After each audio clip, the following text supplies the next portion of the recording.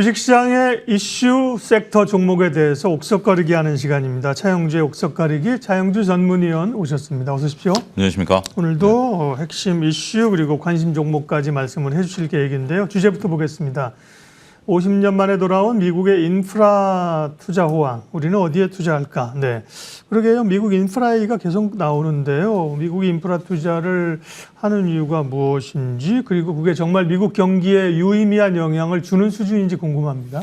예, 그렇습니다. 일단 우리가 이 이야기를 본격적으로 하기 이전에 GDP라는 개념을 좀 먼저 살펴볼 필요가 있다라고 말씀드릴 수가 있겠습니다. 한 나라의 경제력을 우리가 이제 단순하게 얘기를 한다라고 이해하시면 되겠고요. 이 한 나라의 경제력은 개인과 기업과 정부가 각각이 어우러져서 이제 하는 거죠. 어떻게 보면 정부는 중간재적인 역할을 하는 거고 개인과 기업이 활발하게 소비를 하게 된다라면 결국 GDP가 늘어나는 거죠.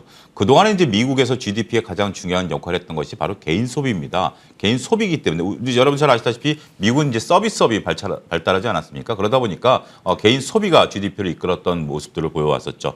또 이제 코로나 때는 이제 개인과 기업들이 이렇게 하지 못하다 보니까 정부가 이제 지출을 늘렸죠. 여러분들 잘 아시는 것처럼 금리를 인하한다라든지 보조금을 준다라든지 이런 것들이었습니다. 그런데 이제 이게 끝나가는 국면에 있어서 그동안에 잊혀졌었던 기업의 투자가 GDP를 이끈다라는 것이 지금 현재 화두가 되고 있다라는 거죠.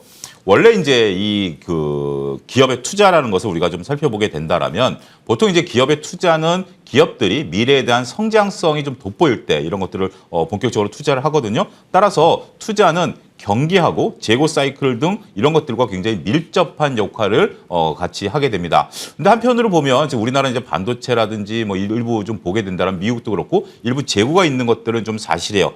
그럼에도 불구하고 현재 지금 투자가 이루어지고 있다라는 거고 경기만 놓고 본다 하더라도 지금 연준이 지속적으로 금리 인상을 함으로써 경기를 조정해 나가겠다라는 게 방침 아니겠습니까? 그렇기 때문에 경기가 지금 투자를 이끈다 이렇게 보는 것도 현재로서는 쉽지는 않습니다. 또 한 가지 이제 국채 금리가 상승하다 보니까 전반적으로 투자에 대한 동의는 좀 떨어진다라고 말씀드릴 수가 있겠죠. 금리가 올라가니까 투자에 대한 비용이 늘어나는 것이고요. 이러한 부분들 때문에 전반적으로 투자가 활성화되기는 어렵습니다. 그런데 왜 미국의 투자가 늘어날까요?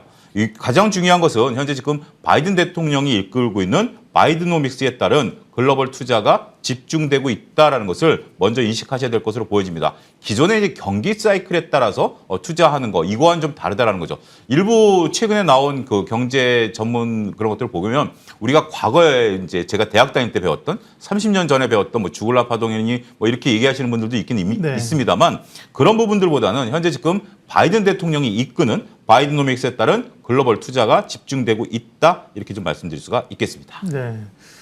물론 뭐 미국이 대공황 이런 걸 극복하기 위해서 대규모 SOC 과거에 이런 경험도 있습니다만 대체적으로는 경기가 좋을 때 투자가 이제 이루어지고 이러는 건데 지금 경기 상황이 대체로 조금 넉넉하지 않지 않습니까? 그러면 인프라 투자가 또 이게 약간 법률적인 서포트도 필요한 건데 인프라 투자가 생각했던 것만큼 계속 이어질까? 이런 의구심을 좀 가질 수도 있어요?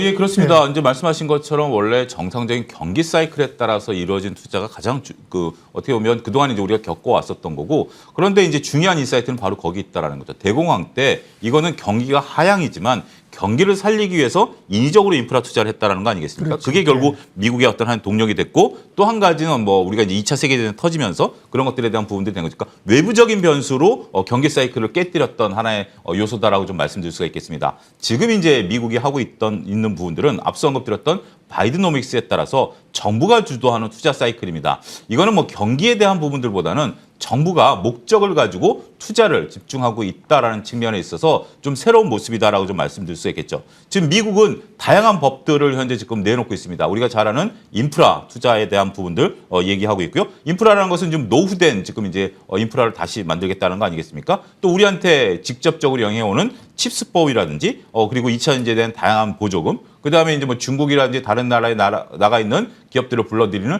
리쇼링 정책 이런 것들을 통해서 많은 지금 기업들이 미국에다가 투자를 진행하고 있고 진행할 계획이고 이 과정에서 지금 투자가 이루어진다라고 좀 말씀드릴 수가 있겠죠. 다시 강조드리지만 이것은 경기 사이클과 무관한 거고요. 현재 미국이 어떻게 보면 공장의 공동화 현상들이 벌어지고 있다 보니까 이것을 극복하기 위한 하나의 방안이다라고 좀 말씀드릴 수가 있겠죠. 따라서 기존의 투자 사이클보다는 이거는 무조건 해야 되는, 어떻게 보면 그 기업들이 경기를 살피면서 조심스럽게 나가는 것보다는 지금 현재는 미국이 강력한 법으로 밀고 있기 때문에 여기에 편승하지 못하면 도태된다라는 절박감으로 기업들이 뛰어들고 있다는 것도 매우 중요한 포인트가 아니겠나 싶습니다. 네. 근데 이제 인프라 투자라고 하는 게 기업들이 주도적으로 하기는 어렵잖아요. 결국은 그렇습니다. 이제 정부 정책에 의한 건데요.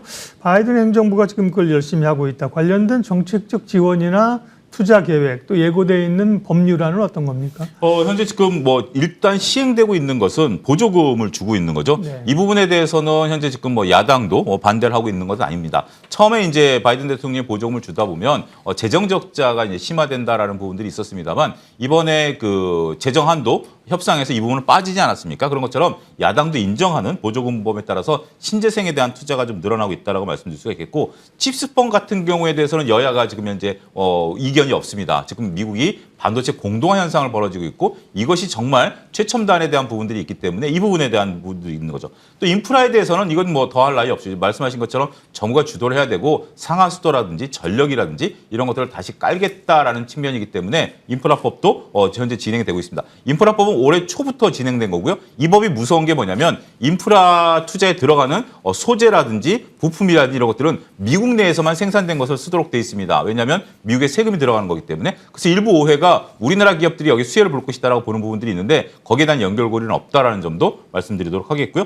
또 하나는 이제 리쇼어링 정책이죠. 이건 우리나라도 지금 시행하고 있는데 각 나라들이 다른 나라로 가 있는 저임금을 찾아서 가 있던 그런 부분들을 현재 지금 중국 같은 경우에 대한 어떤 뭐 트리거라든지 아니면 중국도 임금이 올라갔기 때문에 이런 부분들을 불러들이는 과정에 있어서 리쇼어링 정책이 본격적으로 시행되고 있다 말씀드릴 수가 있겠습니다. 예, 미국의 인프라 투자 증대 그러면 어떤 섹터들을 주목해 봐야 되는지 또 오늘 그 가운데 관심 기업 한 곳을 준비하셨는데 함께 말씀해 주십시오. 예, 일단 관심 있게 봐야 되는 것은 저는 뭐 반도체라든지 이차전지 장비 업체를 보셔야 된다라고 말씀드릴 수가 있겠습니다. 네. 이거는 올 초부터 말씀드렸던 건데 소재는 이제 점점 늘어나는 거예요. 근데 이제 그거는 여러 가지 경쟁이라든지 다양한 부분들을 보긴 해야 되겠습니다만 지금은 설비 투자가 필요한 부분들이기 때문에 장비에 대한 부분들을 유두해 보시고 이거는 현재 지금 수주 잔고들이 각 기업들마다 공개가 돼 있거든요. 그래서 2차 전지와 반도체에서는 장비를 보십사.